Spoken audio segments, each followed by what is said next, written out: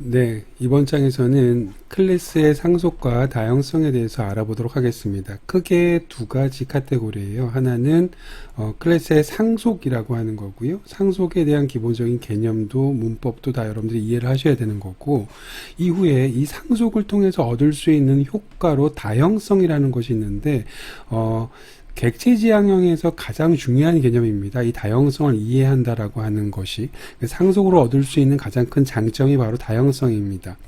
자, 그러면 다양성을 이해하기 위해서는 상속을 당연히 이해를 해야 되고요. 그래서 상속을 먼저 알아보도록 하겠습니다.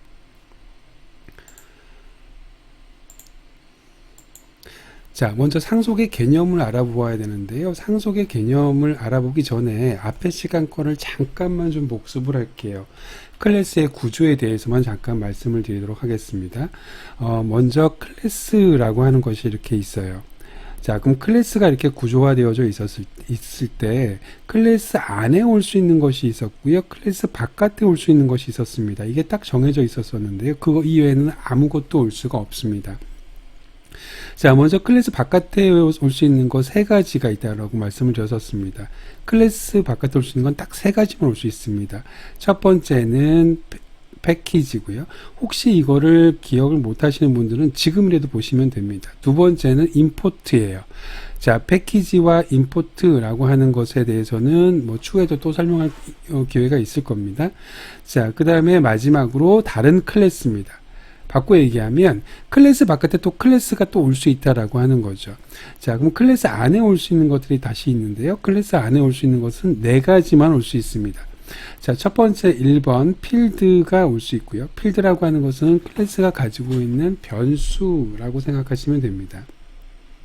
자, 두 번째는 메서드죠. 메서드라고 하는 것은 클래스가 가지고 있는 기능에 관련된 거라고 생각하시면 되는 거예요. 자, 그럼 3번은 생성자고요. 생성자. 자, 마지막 4번이 마찬가지로 또 클래스가 올 수 있습니다. 그럼 바꿔 얘기하면 클래스 안에도 클래스가 올 수 있고요. 클래스 바깥에서도 클래스가 올 수 있습니다. 이 바깥에 오는 걸 가지고 외부 클래스, 아우터 클래스라고 부르고요. 자, 이 안에 있는 거, 클래스 안에 있는 클래스를 가지고 이너 클래스라고 불러요. 자, 그러면 다시 한번 정리하겠습니다. 클래스라고 하는 것이 있을 때 클래스 바깥에 올 수 있는 거 세 가지, 클래스 안에 올 수 있는 거 두 가지, 이렇게 네 가지, 이렇게 총 7가지가 바깥에와 안쪽에 들어간다라고 하는 거 꼭 기억하시고 이제 상속으로 다시 돌아가도록 하겠습니다. 상속이라고 하는 건 말 그대로 우리가 보통 일상생활에서 쓰는 상속과 유사한 개념입니다. 부모에게 물려받는 걸 우리는 상속이라고 하죠. 클래스에서도 마찬가지로 상속이라는 게 가능한데 부모 클래스에서 자식 클래스로 어떤 걸 내려받는 걸 우리는 상속이라 불러요. 문제는 어떤 거냐라고 하는 거죠. 자, 근데 아까 뱃속에 네 가지가 올 수 있다 그랬었죠. 부모 클래스 뱃속에는 네 가지가 올 수 있는데 필드, 메서드, 이너 클래스 이렇게 세 가지가 있고요. 거기에 플러스 생성자가 있을 거 아니에요. 자, 그런데 이 생성자라고 하는 것은 상속받지 않습니다. 이후에 이제 뒷부분에서 다시 한번 다루게 될 거예요. 생성자를 제외한 나머지 멤버들, 필드, 메서드, 이너 클래스 이 세 가지를 내려받는 걸 우리는 상속이라고 하는 겁니다. 자, 다시 한번 말씀드립니다. 생성자는 내려받을 수가 없어요. 자, 그러면 예를 좀 보도록 할게요. 먼저 대학생이랑 직장인이랑 각각의 두 개의 클래스를 한번 정의해 보도록 하겠습니다. 자, 대학생은 이름, 나이, 학번이라고 하는 필드가 있고요. 그래서 이건 필드죠. 그 다음에 먹기, 잠자기, 등교하기라고 하는 메서드가 있습니다.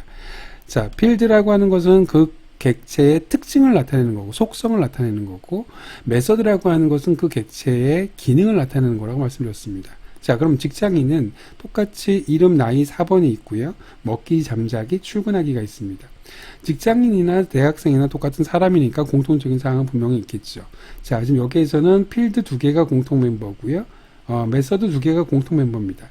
그러면 이렇게 각각 대학생과 직장인한테 필드랑 메서드를 중복해서 놓지 말고 이 공통 멤버를 뽑아내자. 이건 사람의 특성이기 때문에 사람이라고 하는 특성으로 뽑아내자라고 해서 사람 클래스를 하나 추가로 더 정의하는 겁니다.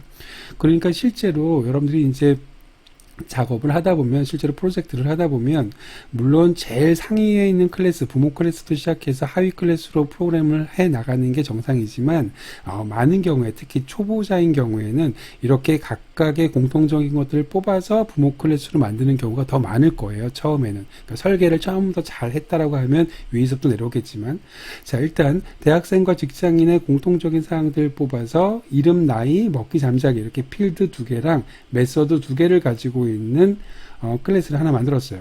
자, 그럼 그러고 나니까 대학생은 거기에 추가적으로 학번과 등교하기만 있고요. 직장인은 사번과 출근하기만 있습니다. 자, 그러면 이제 사람이라고 하는 거, 상속이라고 하는 건 그 클래스 뱃속에 있는 필드, 메서드, 이너 클래스 세 가지를 다 내려받는 거라고 했으니까 어차피 얘네들은 사람한테 내려받고 그 다음에 학번과 등교하기라고 하는 것만 대학생은 추가하고 직장인은 사번과 출근하기만 추가를 하면 되겠다라고 하는 겁니다. 자, 그럼 결국에 요지는 무슨 소리냐면 여기 있는 대학생은 자기는 추가적으로 요거 하나만 필드 하나랑 메서드 하나만 추가했지만 실제로 사용할 수 있는 건 필드 3개, 메서드 3개죠. 나머지는 사람한테 내려받았으니까 직장인도 마찬가지입니다. 추가로 하나씩만 정의했지만 나머지 2개씩은 필드 2개, 메서드 2개는 사람한테 상속을 받았다라고 하는 겁니다. 자, 여기서 꼭 여러분들한테 좀 기억해야 될 사항을 한 가지 좀 말씀드릴게요. 앞으로도 제가 이렇게 계속 표현을 할 거라서 상속 다이어그램을 표기할 때요, 보통 A라고 하는 클래스가 있습니다. 그리고 B라고 하는 클래스가 있어요. 자, A를 상속받아서 B를 만들었어요. 자, 그럴 때 화살표를요, 이걸 UML 기호라고 하는데 화살표는 항상 부모 쪽을 가리킵니다. 이게 부모고 이게 자식이에요. 근데 보통 이게 좀 은근히 헷갈립니다. 보통 우리가 그 상속이라고 하면 부모에 있는 것들을 자식이 내려받는 거잖아요. 그래서 화살표를 자식 쪽으로 가는 것처럼 느껴질 텐데 이게 반대입니다. 이게 뭐가 중요하냐라고 할지 모르겠지만 나중에 이제 보시게 될 거예요. 이 화살표에 따라서 다형적인 표현이 발생되는 거기 때문에 꼭 기억하세요. 제가 여기도 이렇게 화살표를 딱 이렇게 그렇게 표현해 놨는데 항상 상속관계에서는 부모 쪽으로 이렇게 화살표가 간다라고 하는 거, 이런 표현을 가지고 UML 표기법이라고 얘기를 합니다. 자, 그러면 일단 상속이라고 하는 것은 정리하면 부모의 멤버를 내려받아서 자식 클래스한테 다 내려가는 거, 이걸 가지고 우리는 상속이 있다라고 말씀을 드렸습니다. 자, 그러면 이렇게 상속을 해가지고 얻을 수 있는 장점이 무엇인가? 장점은 2개가 있는데, 크게 2가지가 있는데요. 일단 여러분들이 생각하시기에 가장 쉬운 방법은 그거죠. 아까는 대학생과 직장인한테, 각각 동일한 필드랑 동일한 메소드가 들어갔었단 말이죠. 여기 있는 이름, 나이, 먹기, 잠자기라고 하는 게 대학생한테도 있었었고, 마찬가지로 직장인한테도 있었던 거를 이렇게 사람으로 하나로 딱 묶어 놓으니까 단 한 번만 정의를 하면 되는 가 되는 거죠. 사람 클래스에. 이렇게 하다 보니까 코드의 중복성이 제거된다라고 하는 것이 일단 첫 번째 장점이 될 수가 있을 겁니다. 자, 물론 이것도 분명한 장점이고요. 자, 그런데 문제는 실제로 이 코드의 중복성이 제거되는 장점은 그렇게 크지 않고요. 정말 여러분들이 꼭 아셔야 되는 장점은 바로 다형적인 표현이 가능하다라고 하는 겁니다. 상속 때문에 생긴 장점입니다. 상속 관계가 없으면 이런 다형적인 표현 자체가 불가능해요. 자, 이제 한번 얘기를 해보도록 할게요. 지금 여러분들은 클래스가 사람이라고 하는 클래스가 있고 대학생이라는 클래스가 있고 직장인이라는 클래스가 있습니다. 사람을 상속받아서 대학생과 직장인을 만드는 거예요. 자, 그럼 우리 이렇게 생각해 봅시다. 대학생과 직장인의 공통적인 사항이 있었던 이유는, 다시 말해서 이름과 나이, 먹기와 잠자기라고 하는 공통적인 사항을 뽑을 수 있었던 이유는 대학생도 직장인도 사람이기 때문에 그렇거든요. 그럼 다시 바꿔 얘기하면 대학생은 사람이라고 표현할 수 있겠죠. 직장인은 사람이라고 표현할 수 있겠죠. 너무너무 당연한 얘기입니다. 그런데 반대는 어떨까요? 사람은 직장인인가요? 사람은 대학생인가요? 이렇게 얘기할 수는 없단 말이죠. 이 2가지는 틀린 표현이고요. 이 2가지는 맞는 표현입니다. 자, 그러면 우리는 그냥 우리가 알고 있는 내용이니까 이게 사람은 직장인이고 뭐 직장인은 사람이고 이렇게 얘기할 때 뭐가 맞고 틀리는지는 알고 있는 한국말이니까 이해를 하는데 이거를 UML 기호에서 이해하실 수 있으셔야 돼요. 자, 보세요. 다시 이제 이걸 다시 이렇게 써볼게요. 여기 사람이라고 하는 것이 있고요. 사람을 상속받아서 학생을 만들었다고 가정을 해보겠습니다. 자, 그러면 이제 우리는 이렇게 얘기할 수가 있습니다. 학생은 항상 사람입니다. 그렇죠? 맞는 말이죠. 하지만 왜 학생은 사람이라고 얘기할 수 있냐면 사람 안에 있는 모든 기능들이 여기 안에 학생 안에 포함되어 있을 거거든요. 그래서 우리는 학생을 사람이라고 얘기할 수 있었던 겁니다. 거꾸로 학생의 부모 클래스로 사람을 둘 수 있다는 소리라는 거죠. 반면에 이 학생한테는 추가적인 기능들이 포함되어 있을 거란 말이죠. 근데 사람한테는 그게 없을 테니까 거꾸로는 불가능한 거예요. 바꿔 얘기하면 사람은 학생이다라고 하는 것은 불가능하다라고 하는 겁니다. 이게 되게 당연한 얘기인 것 같지만 잘 보셔야 됩니다. 자, 이제 결국에 여러분들이 이 부분을 이해하시면 되는 겁니다. 자, 이번에는 UML 기호로만 썼습니다. 무슨 사람, 학생 이런 거 쓰지 않고요. 자, A의 모든 기능들은 다 B에 들어가 있을 거란 말이죠. B의 모든 기능이나 특징들은 다 C에 들어가 있을 거란 말이죠. 자, UML 기호 잘 보세요. 화살표가 맞은 쪽이 부모 클래스예요. 자, D라고 하는 클래스를 보도록 하겠습니다. D라고 하는 클래스도 마찬가지로 B라고 하는 클래스를 상속받았습니다. 자, 그러면 이걸 가지고 우리가 알 수 있는 건 뭘까요? B는 A인가요? 네, 이거 맞는 표현이죠. 왜냐하면 B 뱃속에는 A의 모든 기능이 포함되어 있기 때문에 그렇습니다. 이게 사람이고 이게 학생이라고 생각하시면 되는 겁니다. 그럼 나머지도 마찬가지로 C는 B라고 얘기할 수 있고요. B는 A라고 얘기할 수 있으니까 C는 A라고도 얘기할 수 있겠네요. 이해 가시죠? 자, D는 B라고 얘기할 수 있고요. D는 A라고 얘기할 수 있습니다. 결국에는 지금 이제서야 화살표 방향이 왜 부모 쪽을 가리키는지를 이해하실 겁니다. 결국에 요지는 그거예요. 화살표 방향으로 읽으면 항상 성립한다 라고 생각하시는 게 이게 UML 기호의 기본적인 이론이라고 생각하시면 되는 겁니다. 반대의 경우는 어떨까요? A는 B이다, A는 C이다, 또는 뭐 C는 D이다, B는 D이다. 이런 기타 등등 화살표를 거스르는 방향 같은 경우에는 당연히 다 불가능하겠죠. 그래서 그걸 X라고 얘기할 수 있습니다.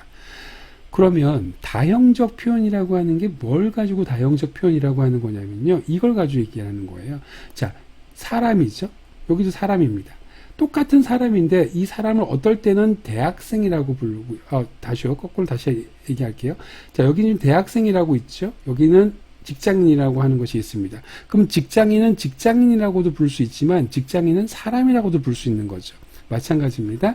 대학생은 대학생이라고도 부를 수 있지만 대학생을 사람이라고도 부를 수 있단 말이죠. 바꿔 얘기하면 내가 대학생이라고 이렇게 땅 하고 놓으면 대학생은 사람이라고도 부를 수도 있고 학생이라고도 부를 수 있는 거죠. 대학생이라고도 당연히 부를 수 있고, 다시 말해서 하나의 객체를 두고 되게 여러 개의 이름으로 부를 수 있는 것, 그게 바로 다형성이라고 생각하시면 되는 겁니다. 여러분들 여기 A, B, C, D 이렇게 네 가지가 있는데요. 이 중에서 그냥 쉽게 생각할 수 있는 방법이 뭐냐면 여기다가 이렇게 직접 매핑하는 거예요. 우리가 보통 얘기할 수 있는 것처럼 얘를 사람이라고 하고요. 여기를 학생, 여기를 대학생, 여기를 고등학생이라고 한번 해볼게요. 그러면 이제 말이 좀 될 겁니다. 자, 사람을 상속받아서 학생을 만들고요. 학생을 상속받아서 대학생과 고등학생을 만들었습니다. 그럼 고등학생은 학생이죠. 학생은 사람이란 말이죠. 마찬가지입니다. 대학생은 학생이고 학생은 사람입니다. 자, 물론 여기다가 학생, 사람, 대학생이면 우리가 한국말로 얘기하면 금방 알 수 있지만 이거를 A, B, C, D와 같이 이렇게 UML 기호만 가지고 클래스 이름만 가지고도 여러분들이 이해를 하실 수 있으셔야 됩니다. 자, 다시 한번 정리하겠습니다. 이번 페이지에서 여러분들이 배우신 건 뭐냐면 상속을 얻을 수 있는 장점은 크게 두 가지가 있는데, 하나는 코드를 중복을 제거할 수 있다라고 하는 거, 두 번째는 상속 때문에 생기는 다형적인 표현이다라고 하는 겁니다. 다형적인 표현이 가능하다라고 하는 겁니다. 아직 여러분들한테 설명하지 않은 건 다형적인 표현을 해서 그래서 뭐가 좋은데 라고 하는 것은 뒷부분에 나올 거예요. 자, 일단 다형적 표현으로 얻을 수 있는 장점은 무한히 많기 때문에 지금의 상속에서의 장점에서는 다형적으로 표현이 가능하다라고 하는 것까지만 기억해 주시기 바랍니다. 자, 그러면 이제 하나하나 조금씩 알아보도록 할게요. 다형적 표현을 얻을 수 있는 장점이 바로 있는데요. 자, 여기 지금 사과라고 하는 것과 포도, 키위라고 하는 세 개의 배열이 있습니다. 객체가 있어요. 자, 여기는 사과의 객체고요. 포도의 객체고 키위의 객체예요. 자, 그럼 세 개의 각각의 객체, 클래스가 있죠. 클래스 타입이 있습니다. 그럼 첫 번째는 사과 두 개를 류 연산자로 만들었습니다. 그럼 사과 객체 두 개가 만들어질 거예요. 자, 두 번째는 포도 객체 두 개를 만들었습니다. 그러면 역시 포도 객체 두 개가 만들어질 겁니다. 자, 세 번째는 키위 객체를 세 개를 만들었어요. 이렇게 세 개를 만들었는데, 각각의 동일한 타입을 묶을 수 있기 위해서 배열을 만들었죠. 그래서 여기는 사과 배열, 포도 배열, 키위 배열입니다. 자, 배열의 두 가지 특징이 있었었죠. 잠깐 정리하고 넘어가 볼까요? 배열의 두 가지 특징. 1번 동일한 타입만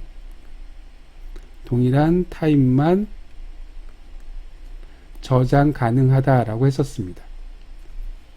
근데 다른 배열을 못해요. 두 번째는 크기가 고정이다라고 하는 거였었습니다. 자, 이게 배열의 두 가지 특징이었었어요. 자, 그러면 지금은 사과, 포도, 키위 이렇게 지금 타입이 다르단 말이죠. 그렇기 때문에 하나의 배열로 묶을 수가 없어요. 그래서 여러 개의 배열로, 각각의 배열로 이렇게 사과 배열 따로, 포도 배열 따로, 키위 배열 따로 이렇게 해야 된단 말이죠.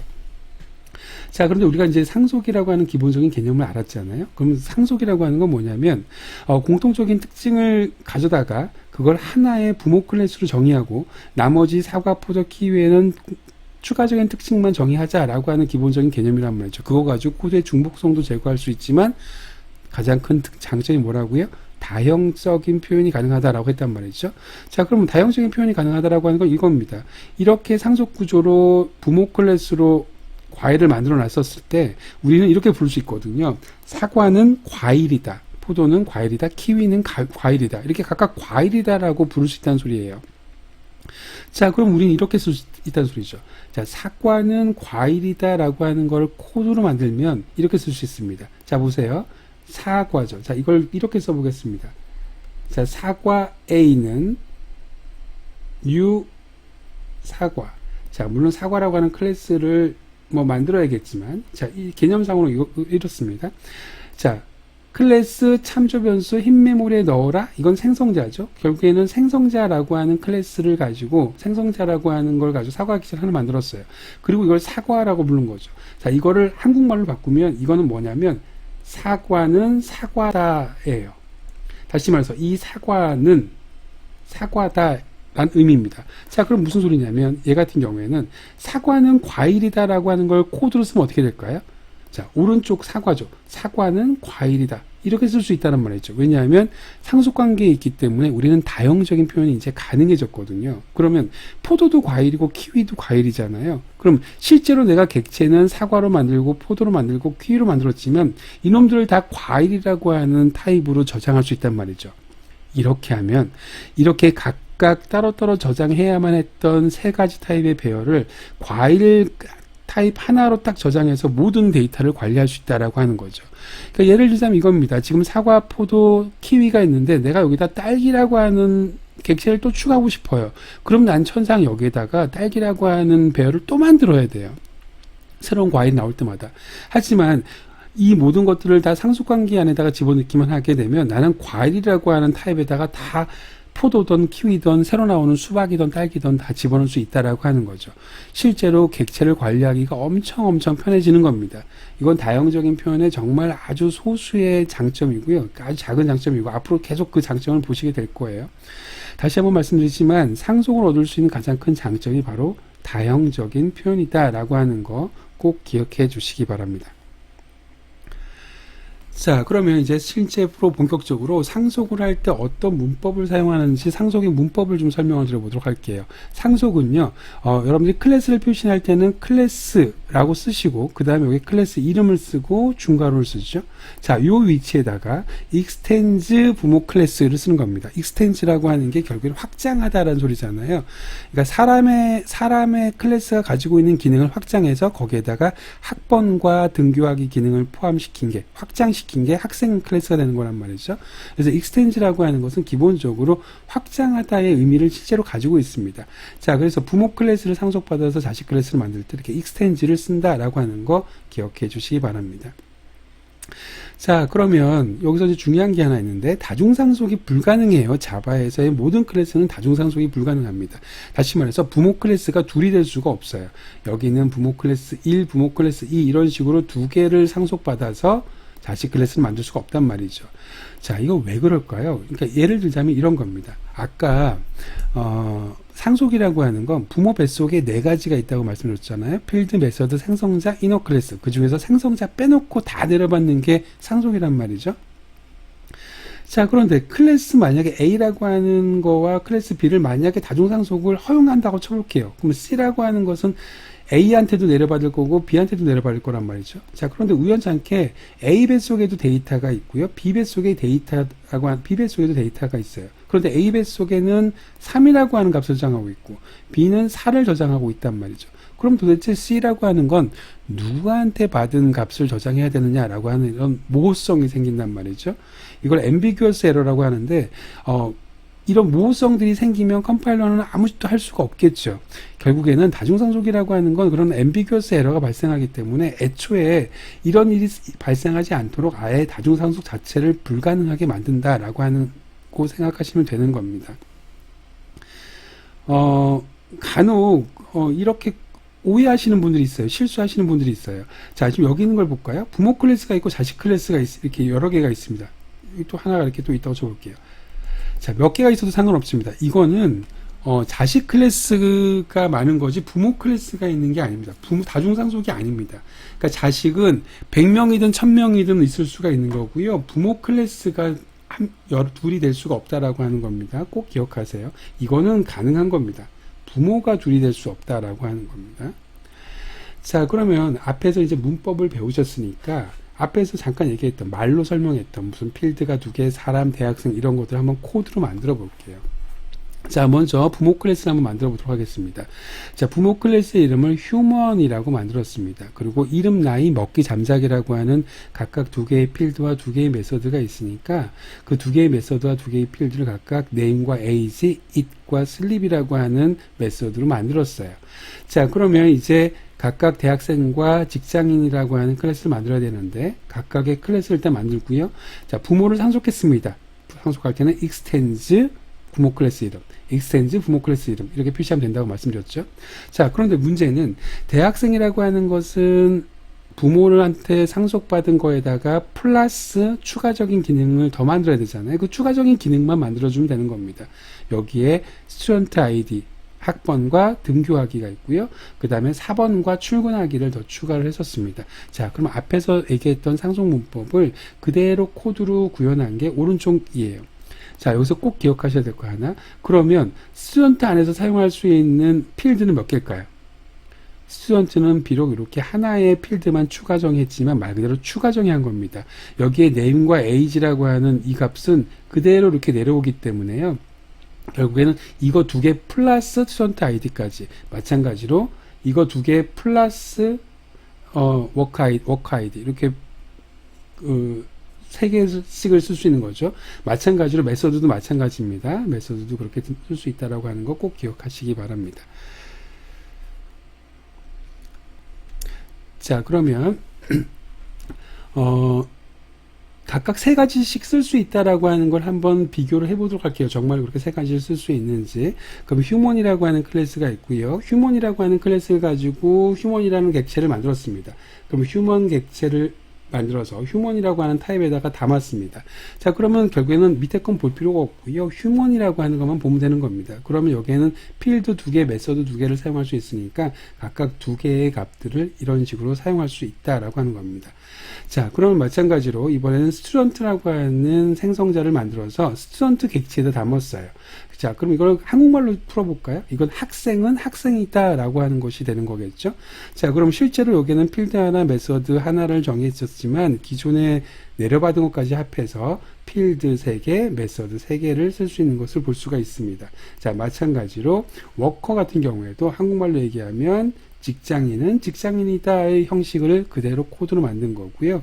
자, 그것도 마찬가지로 필드 3개, 메서드 3개를 이런 식으로 사용할 수가 있는 겁니다. 자, 그러면 이 첫 번째 시간에서 제일 중요한 걸 2개를 뽑으라고 하면 첫 번째는 다형적인 표현이 어떤 건지 그게 상속의 장점이다라고 하는 거 기억하는 것 하나랑요. 두 번째는 상속시 메모리 구조다라고 하는 겁니다. 자, 여러분들한테 제가 아무렇지도 않게 그런 얘기 했었어요. extends A 해가지고 A를 상속받으면 A 뱃속에 있는 모든 것들이 내 뱃속으로 들어온다, 자식 뱃속으로 들어온다라고 말씀을 드렸었는데 실제로 메모리에서 어떤 일이 벌어지기 때문에 이렇게 들어오는지 설명을 드려보도록 할게요. 자, B는 UB라고 했습니다. 자, 이걸 한국말로 쭉 풀어줬으면 클래스 참조 변수 U는 흰 메모리에 넣어라. 얘는 생성자죠. 생성자의 출력이 객체가 나오니까 이걸 다시 얘기하면 B의 생성자를 통해서 나온 결과물인 객체를 흰 메모리에다 넣고 그 흰 메모리에 어디에 넣었는지를 참조 변수 B에다가 저장해라 라고 하는 겁니다. 그리고 그 참조 변수는 B타입이다 라고 이렇게 정의된 게 BB는 UB라고 하는 코드의 전체적인 큰 맥락이에요. 자, 그런데 이렇게 자식 클래스들은 객체를 만들면 어떤 일이 벌어지냐면 자식 클래스는 부모가 있는 경우 부모 객체가 먼저 생성됩니다. 부모 객체가 먼저 만들어집니다. 자, 이게 되게 중요한 내용입니다.